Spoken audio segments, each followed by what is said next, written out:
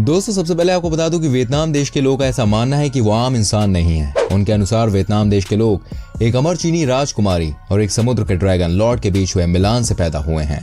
Vietnam देश के सबसे पहले प्रेसिडेंट थे हो ची मिन।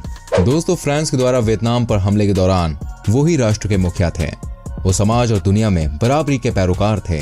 वे साम्यवादी विचारधारा की ओर रुझान रखते थे और अमेरिका से लंबे समय तक लोहा लेते रहे। हो ची मिन का जब देहांत हुआ तो उनके मृत शरीर का अंतिम संस्कार नहीं किया गया, बल्कि उनके शरीर को एक म्यूजियम में रखा गया। जी हाँ, दुनिया भर से लोग आकर उनके दर्शन करते हैं। दोस्तों आपको जानकर हैरानी होगी कि वियतनाम दुनिया का एकमात्र देश है जहाँ की आबादी से ज्यादा इस देश में मोटर बाइक्स हैं। जी हाँ भाई, सही सुना आपने। कुल आबादी से 10% ज्यादा इस देश में मोटरसाइकिल्स हैं, जो कि कार सिर्फ 30% है। लगता है भाई इस देश के लोगों को बाइक से बहुत ज्यादा प्यार है। दोस्तों ब्राजील के बाद वियतनाम देश सबसे ज्यादा कॉफी उपजाने के लिए जाना चाहता है। आंकड़ों के हिसाब से ब्राजील दुनिया का 40% कॉफी उपज करता है, तो वियतनाम 18% का उपज करता है। साथ ही क्वालिटी के मामले में कहा जाता है कि वियतनाम की कॉफी दुनिया की बेस्ट कॉफी होती है। दोस्तों हजारों साल पहले वियतनाम के लोगों ने चीन के साथ एक अलग ही डील की थी। इस डील के अनुसार चीन के पढ़े लिखे लोग वियतनाम के स्कूल कॉलेज में पढ़ने के लिए आते थे और उसके बदले में वियतनाम वाले चीनी की सरकार को जानवरों की चमड़ी, समुद्री फल और बहुत सारे सामान दिया करते थे। कहने का मतलब यह है कि इस देश ने हमेशा से ही एजुकेशन को प्राथमिकता दी है। आगे ही बहुत सारी बातें बताऊंगा, अभी आप मुझे बताइए कि आप किस शहर से हमारी वीडियो देख रहे हैं। देखिए दोस्तों, जब बात एजुकेशन की होती है तो आपको मैं बताना चाहूंगा वियतनाम देश का एजुकेशन रेट 95% है। जी हाँ, ये किसी भी डेवलपिंग नेशन की तुलना में बहुत ज्यादा है। यहाँ एजुकेशन का कल्चर बहुत स्ट्रांग है। और दोस्तों आपको ये जानकर हैरानी होगी कि वियतनाम ने इतने सालों तक तरह तरह की परेशानी झेली, लेकिन फिर भी आज ये एक डेवलपिंग देश है। इतना ही नहीं, विकासशील देशों की अगर बात करें तो इस देश में बेरोजगारी सबसे कम है। यहाँ की आबादी के टोटल 2% लोग से भी कम लोग बेरोजगार हैं। दोस्तों जैसे कि मैंने आपको पहले ही बताया था, वियतनाम के भीतर एक अजीबोगरीब किस्म का खेल बहुत प्रचलित है। उसे वो टकराव या किक वॉलीबॉल कहते हैं। खिलाड़ी एक नेट बांधकर अपने पैरों और सिरों की मदद से गेंद को एक पाले से दूसरे पाले में धकेलने का काम करता है।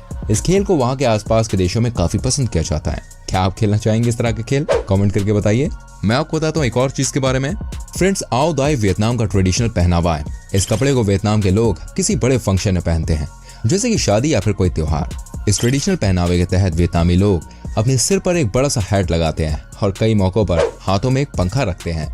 वही पहले तो यह ट्रेडिशनल पहनावा लड़कों में बहुत पॉपुलर था, लेकिन अब इसे ज्यादातर लड़कियों को ही पहनते हुए देखा जा रहा है वहाँ पर। दोस्तों वियतनाम के लोग बौद्ध धर्म को मानते हैं, तभी इस देश में आपको हर जगह बहुत ही खूबसूरत मंदिर नजर आएंगे। यहाँ के सभी मंदिरों को भाई सजा कर रखा जाता है। बाहर से ऑलमोस्ट हर मंदिर पीले कलर का नजर आता है। इन मंदिरों की खूबसूरती का अंदाजा आप इस बात से लगा सकते हैं कि इस देश में हर साल लाखों सैलानी सिर्फ भगवान बुद्ध के मंदिर को देखने के लिए आते हैं।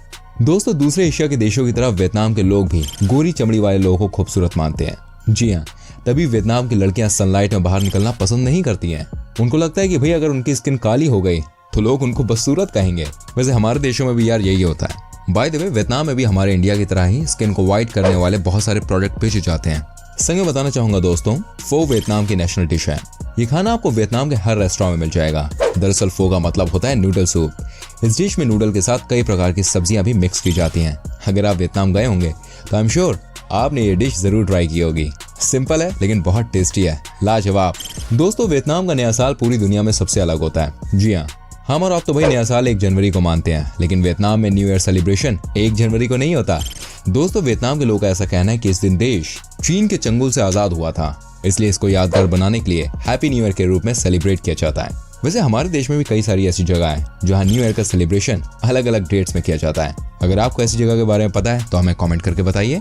मैं आपको बता दूं दोस्तों, वियतनाम के झंडे को जब आप देखेंगे तो आप पाएंगे कि रेड बैकग्राउंड के ऊपर एक गोल्डन कलर का स्टार बना हुआ है, जो कि 5 पॉइंटेड है। देखिए यहाँ पर 5 पॉइंटेड का मतलब है फार्मर्स, वर्कर्स, इंटेलेक्चुअल्स, यूथ और सोल्जर्स। जबकि जो पीछे लाल रंग का बैकग्राउंड डाला गया है उसका मतलब है कि उन सभी शहीदों को नमन जिन्होंने इस देश के लिए अपनी कुर्बानी दी। दोस्तों वियतनाम दुनिया का एकमात्र ऐसा देश है जहां लव मार्केट फेस्टिवल का आयोजन होता है। दरअसल लव मार्केट फेस्टिवल का मतलब होता है कि जो लड़का किसी लड़की से प्यार करता है वो उस दिन उस मार्केट में अपनी प्रेमिका को प्रपोज कर सकता है। दरअसल इस फेस्टिवल को तब बनाया गया जब वियतनाम में 2 प्यार करने वाले लड़का लड़की आपस में कभी मिल ना सके और उनकी जान चली गई थी। जी हाँ, उन्हीं की याद में फेस्टिवल मनाया जाता है। How sweet. दोस्तों वियतनाम दुनिया का एकमात्र ऐसा देश है जहां वाटर पपेट्री के शो का आयोजन किया जाता है। जी हाँ, वैसे तो आपने बहुत सारे पपेट शोज देखे होंगे, लेकिन वाटर पपेट का शो सिर्फ वियतनाम में ही होता है। यहाँ पपेट को पानी में रखकर डांस परफॉर्मेंस की जाती है। आपको जानकर हैरानी होगी कि 11वीं शताब्दी से यहाँ पर चला आ रहा है, बहुत पुरानी परंपरा है। दोस्तों क्या आप यकीन कर सकते हैं कि वियतनाम के लोगों के बीच स्नेक वाइन बहुत पॉपुलर है। जी हाँ, स्नेक वाइन। दोस्तों एक वाइन की बोतल में सांप को रख दिया जाता है और उसके बाद उसे मार्केट में बेचा जाता है। आपको बताना चाहूंगा ऐसा लोग यहाँ पर इसलिए करते हैं क्योंकि इनका ऐसा मानना है कि सांप को वाइन के साथ मिक्स कर देने से ये एक पौष्टिक ड्रिंक बन जाती है और आप इसे पीने के बाद बीमार नहीं होते। वैसे पीना तो भाई छोड़ दीजिए, हम तो इस बोतल को देखकर ही बीमार हो जाने हैं क्योंकि हमारे यहाँ सांपों को दूध पिलाते हैं और ये खुद वाइन में डाल के पी जाते हैं। बाप रे। वैसे दोस्तों आपको बताना चाहूंगा वियतनामी मुद्रा जो है वो बहुत ही अजीब है। यहाँ पर $1 20,000 से अधिक VNG है। यही कारण है कि सामान्य से होटल में रहने के लिए डिनर के लिए भी 50,000 से 1 लाख VND या लाख से ज्यादा अधिक VND का भुगतान करना पड़ेगा। तो भाई कभी आप वहाँ जाएं, खाना पीना खाएं और वेटर आके आपको 50,000 VND का बिल दे दे तो हार्ट फेल मत करवा लेना। दोस्तों जनरली देखिए ये होता है कि किसी भी देश की राजधानी ही उस देश का सबसे बड़ा शहर होता है कि नहीं होता, आप ही बताइए। लेकिन वियतनाम अलग है दोस्तों। यहाँ की राजधानी हनोई की जनसंख्या 65 लाख के करीब है। जी हाँ, 65 लाख। जबकि हो ची मिन सिटी, जिसे सौगोन भी कहा जाता है, उस शहर में 75 लाख से ज्यादा लोग रहते हैं। ये इकोनॉमी सिटी भी है, वियतनाम है। इस शहर में सबसे ज्यादा प्रोडक्शन का काम होता है दोस्तों। फ्रेंड्स वियतनाम का समुद्र तट एक ऐसा आकार में 3,444 किलोमीटर की दूरी तक फैला हुआ है, जो कि दक्षिण चीन सागर दौर में सिर्फ थाईलैंड की खाड़ी से हेलंग खाड़ी के उत्तर तक फैला हुआ है, जहाँ फुकवेक द्वीप बसता है। दोस्तों वियतनाम का कुल भूमि क्षेत्रफल 1,27,844 वर्ग मील का है। ये देश भले ही बहुत ज्यादा खबरों में ना रहता हो, लेकिन क्षेत्रफल के मामले में यह बहुत सारे यूरोपियन देशों से बहुत बड़ा है। इनफैक्ट इटली को यूरोप के बड़े देशों में गिना जाता है, लेकिन वियतनाम इटली से भी बड़ा है। दोस्तों कहा जाता है कि वियतनाम के लोग बहुत ही रोमांटिक होते हैं। यहाँ की हवा में रोमांस है, तभी तो भाई आपको वियतनाम के बड़े बड़े शहर में प्यार करने वाले जोड़े आपस में हाथों में हाथ डाल सड़क में घूमते हुए मिल जाएंगे। एक सर्वे के अनुसार वियतनाम में 70% से ज्यादा शादियां लव मैरिज होती है। क्या बात है। संग में दोस्तों आपको बताना चाहूंगा वियतनाम में बहुत ज्यादा अंधविश्वास भी है। यहाँ के लगभग हर घर में आपको कछुआ पालते हुए लोग दिख जाएंगे। ऐसा इसलिए क्योंकि वियतनाम के लोगों का ऐसा मानना है कि जब आप अपने घर पर कछुआ पालते हैं तो घर के लोग की उम्र कछुए की तरह भाई लंबी होती है। संग में आपको बताना चाहूंगा वियतनाम दुनिया का एकमात्र ऐसा देश है जहाँ परफ्यूम रिवर भी है। चौंक गए ना आप? वही चौंकने वाली बात नहीं है, क्योंकि परफ्यूम रिवर के बारे में किसी ने अब तक नहीं सुना था। दरअसल बात यह है कि दोस्तों इस रिवर के साइड पर बहुत सारे फूलों का बगीचा है, जिसकी वजह से इस नदी में फूल गिरते रहते हैं और पानी दिन रात भाई महकता रहता है। दोस्तों वियतनाम देश में आपको छिपकली बहुत ही कम दिखेगी। ऐसा इसलिए क्योंकि भाई यहाँ के लोगों के बीच छिपकली को पकड़ने का एक अलग ही शौक है। इन्हें जहाँ भी छिपकली नजर आती है ये इसको पकड़ लेते हैं। अब खाते हैं नहीं ये तो मुझे नहीं पता। संग में बताना चाहूंगा दोस्तों वियतनाम के जो लोग होते हैं वो सबसे ज्यादा कुत्ते और बिल्ली का मांस खाते हैं। जी हाँ, सही सुना आपने।